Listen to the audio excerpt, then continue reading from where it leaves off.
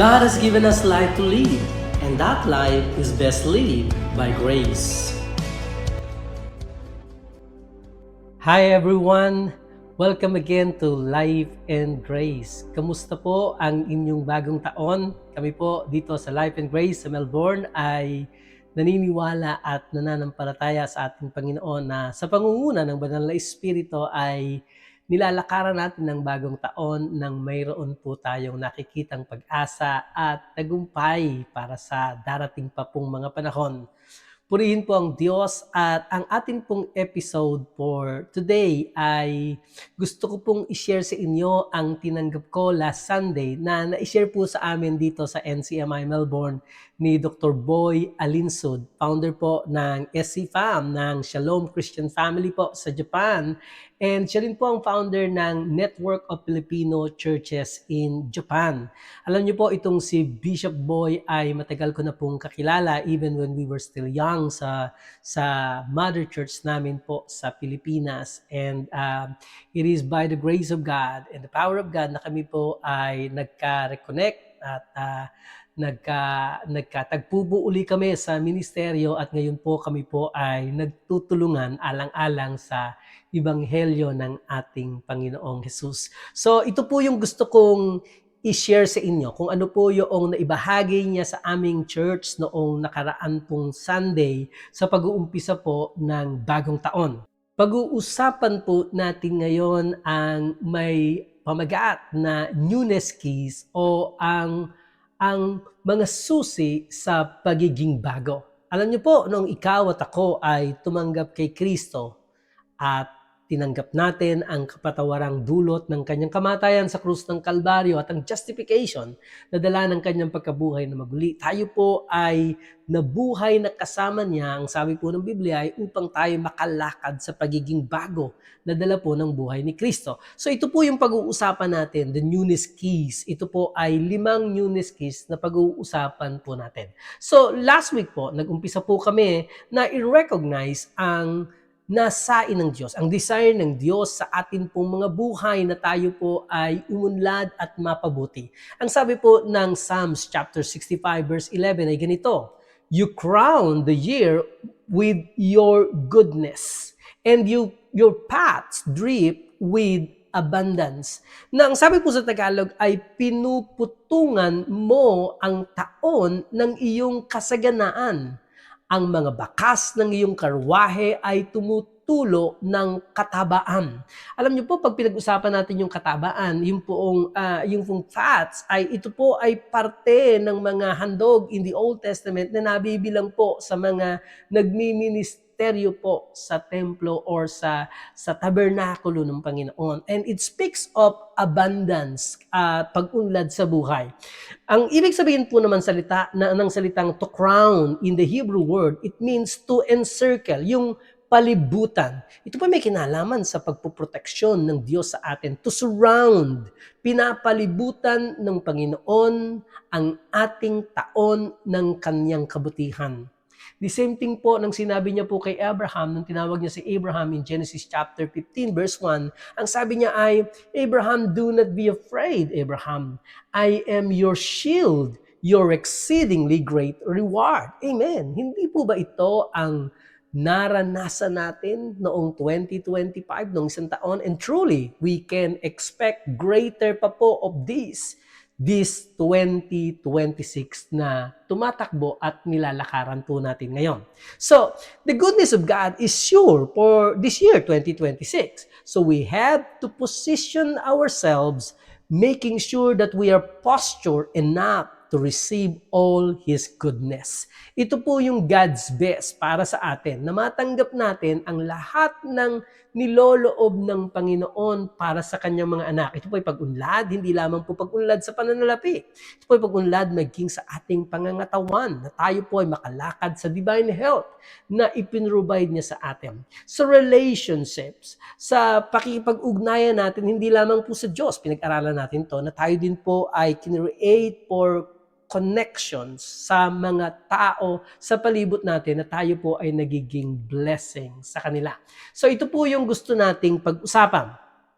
And when we take part of that goodness na dinidesire ng Panginoon sa ating mga buhay, we positioned ourselves. Ang ibig sabihin po noon, we make posture because He works through us. Kumikilos po ang Panginoon sa pamamagitan natin. Subalit, ang mga pagkilos pong ito, these actions are more than the usual New Year resolution po na pinapangarap nating matupad hanggang po sa dulo ng taon.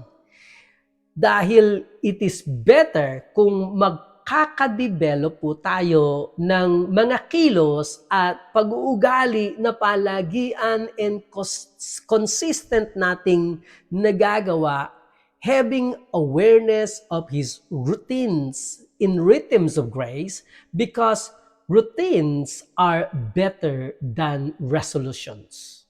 Yung pong makadevelop po tayo ng pag-uugali at mga pagkilos na lagi na po natin nagagawa kasi nasanay na tayo. And these routines, mga pagkilos at pag-uugali ay nakatutulong sa atin upang tuluyan nating magampanan at malakaran ang panawagan ng Diyos sa atin pong mga buhay. So pag-usapan po natin itong mga newness keys, itong 5 newness keys that will keep us in sync with God's desire every day of our lives. Ito po yung makakapagpanatili sa atin upang palagi tayong in tune sa naisin ng Panginoon na mangyari po sa ating buhay. Ito pong mga newness keys na ito are keys to experiencing the newness in Christ in all seasons of life. Please bear in mind po na ang atin pong ministeryo, kung kayo po ay kasama namin dito sa Newness in Christ Ministry, ang atin pong ministry team for 2026 ay living in newness. And that means believing, being set free, and making disciples in Christ. Ito po yung ating tina-target for this 2026. So, samahan niyo po ako. Ako po ay magbabasa dito po sa aklat ng mga gawa. Ito pong Acts chapter 2, from verse 42 to 47. Ito po ay sinulat ni Lucas. Ang sabi niya po dito, sa verse 42, babasa po ako sa wikang Tagalog. Naging masigasig sila sa pag-aaral ng mga itinuturo ng mga apostol, sa pagtitipon bilang magkakapatid, sa paghahati-hati ng tinapay at sa pananalangin. Maraming himala at kamanghamanghang ginawa ang Diyos sa pamamagitan ng mga apostol. Kaya namuhay ang mga tao ng may paggalang at takot sa Diyos. Maganda ang pagsasamahan ng mga mananampalataya at pinag-isa nila ang kanilang mga ari-arian para makabahagi ang lahat. Sabi po sa verse 45, ipinagbili nila ang kanilang mga lupa at mga ari-arian at ang pera'y ipinamahagi nila sa kanilang mga kasama ayon sa pangangailangan ng bawat isa. Araw-araw nagtitipon sila sa templo at naghahati-hati ng tinapay sa kanilang mga bahay. Lubos ang kagalakan nila sa kanilang pakikibahagi sa pagkain at palagi silang nagpupuri sa Diyos. Nagustuhan sila ng lahat ng tao. Araw-araw ay idinadagdag sa kanila ng Panginoon ang mga taong kaniyang inililigtas. Wow, napakaganda po ng kwentong ito. Ipinapakita po ng mga verses na binasa natin ang conditions of the Christian believers and the fellowshipping na mayroon po ang mga early church noong araw. Na pagkatapos po na ang ating Panginoong Hesus ay may pako para sa ating kasalanan, para sa kapatawaran ng ating mga kasalanan, siya'y mailibing at pagkatapos ng ikatlong araw ay mabuhay na maguli upang tayong lahat ay mapawalang sala.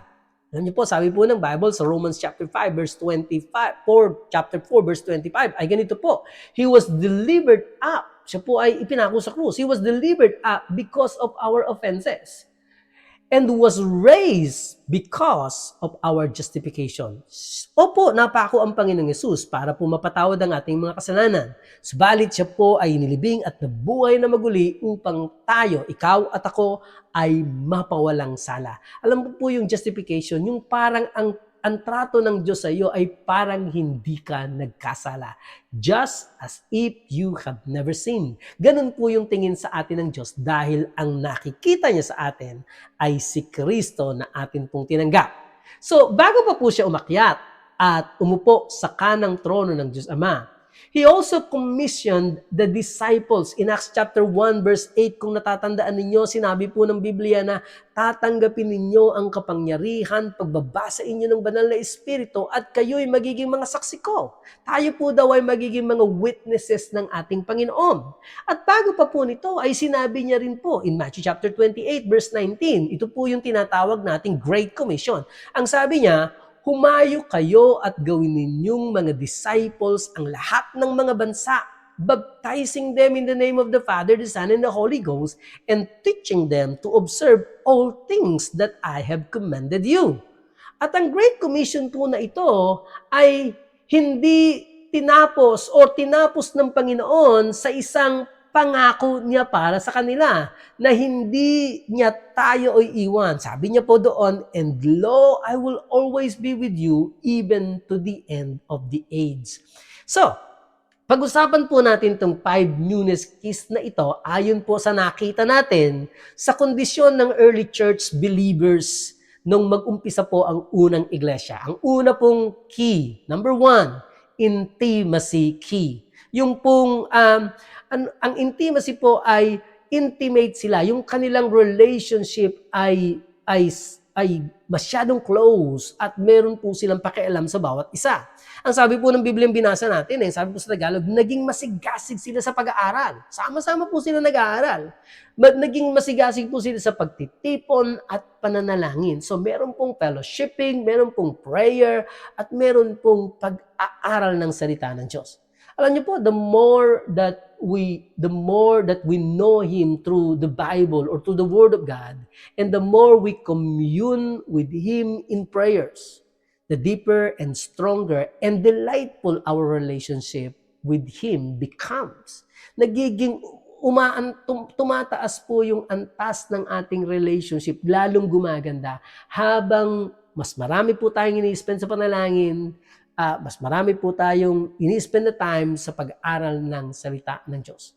Our intimacy with God or with Him only goes as far as our intimacy with His words.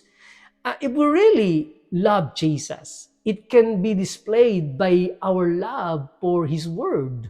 Ang atin pong pag-ibig sa Kanya pong bayan, sa Kanya pong mga tao, sa mga anak ng Diyos, and communing with Him in prayers. Ito po yung isang pwede nating masusukat na standards or sukatan kung paano natin sasabihin ng ating intimacy sa Panginoon ay tama yung susi natin. Ito po yung susi. Tama yung susi natin. So, meron tayong communing with Him. Pangalawa po, sa susi ay yung tinatawag nating service key.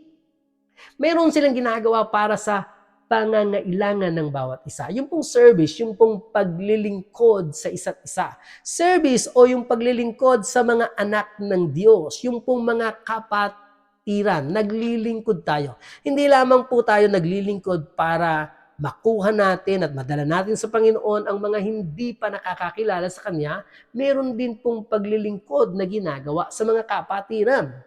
And the early church, they have obviously demonstrated their service through yung tinatawag nating 5 T's. Yung pong 5 T, trust, time, talents, treasures, and testimonies. 5 po ito. They have demonstrated trust with one another. Hindi po sila nagdududahan sa isa't isa, kundi lagi silang may tiwala sa isa't isa. They have invested their time through fellowship. Alam niyo, every time na magpe-fellowship, kailangan mo na mag-spend ng time sa atin po mga kapwa-kapatiran.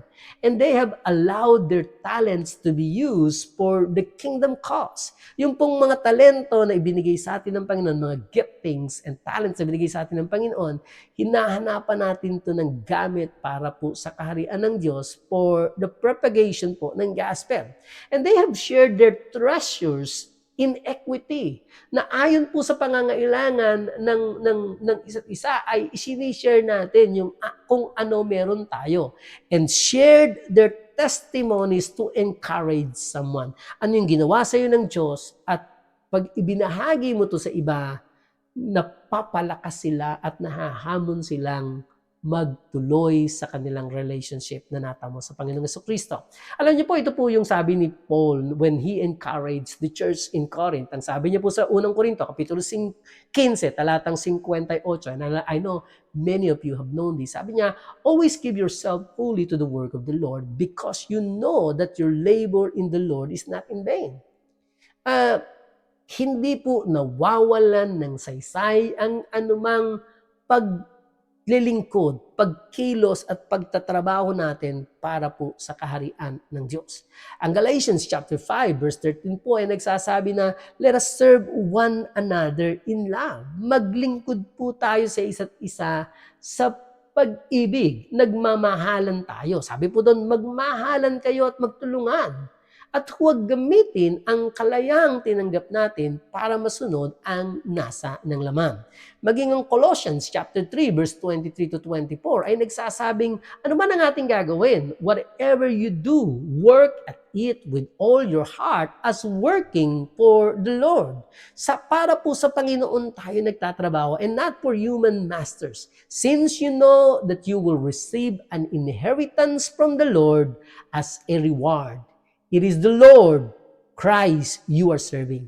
Ang pinaglilingkuran natin ay hindi po yung pastor. Ang pinaglilingkuran natin ay hindi bishop. Ang pinaglilingkuran natin ay ang Panginoong Hesukristo mismo. Kaya po dito sa NCMI, meron po kaming katagaran na sinasabing, alang-alang kay Kristo o alang-alang sa Ebanghelyo. Minsan kasi mahirap gawin ang isang bagay na kailangan natin gawin for the furtherance of the gospel. At sasabihin natin, gagawin ko to, alang-alang kay Kristo, alang-alang sa Ebanghelyo ni Kristo. Pangatlong key, ang tawag po natin dito sa pangatlong susi na ito ay commitment key. Ito po yung pagtatalaga ng ating mga sarili para sa adhikain ng Great Commission. Alam niyo po, kailangan po ang commitment. Kasi po, obviously, when we put ourselves in doing the things na nais ng Panginoon, maaaring makamit po tayo ng mga hadlang or mga problema along the way. But if we are really committed, we will persevere at masisiguraduhin natin na hindi tayo basta bumibitaw. May tatlong activity or gawain po to be committed and engaged in view of the Great Commission advance. Ito po, number 1, to share your salvation testimony. Para po magawa natin ito ng maayos, kailangan natin itong isulat, iplano, ilatag po natin yung ating testimony, yung istorya natin, paano tayo nakakilala sa Panginoon, at anong salita ng Diyos ang nag-reveal sa atin upang makilala natin ang pag-ibig ng Panginoon at tinanggap natin siya bilang Panginoon at sariling tagapagligtas. Maaring tayo po ay gumaling mula sa sakit. Maaring tayo po ay nasolusyonan ang isa nating problema, o maaring nakaranas tayo ng pag-ibig ng Diyos through somebody na nag-share sa atin.